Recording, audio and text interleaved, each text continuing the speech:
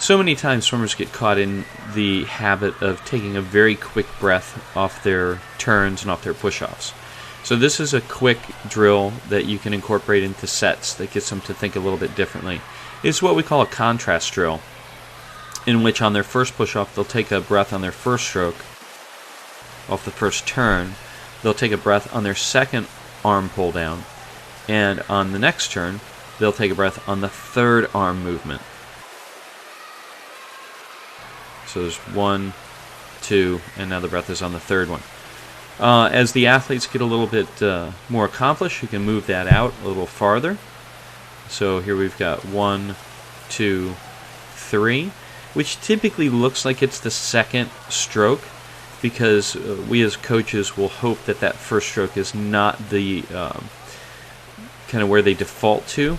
And this one is going to be a little farther. 1, 2, 3, and the fourth arm movement, the swimmer goes to breath. Now again, as they first push off on the initial push off, the contrast is to go to air on the first arm stroke. This is sometimes where they default to on their turns. You're going to force them on the first length to go to the first one. Off the wall, and these are 75, so there's the first arm stroke. This is the second arm pull, or the second arm movement, which would be great if they would do that all the time and just delay that first stroke. And then for those athletes that really want to maximize the velocity off the walls, they're going to delay it to the third arm stroke or the second stroke off the wall, which is, there's the first arm movement, here's the second arm movement, and the third arm movement, they're just going to follow that to breath. And you can see how far down the pool already the swimmer is.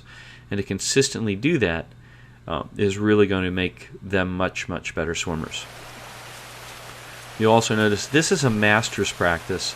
This just gives you an idea of what good athletes do, as if you look closely, you'll see the Olympic rings on the shoulder of this particular swimmer.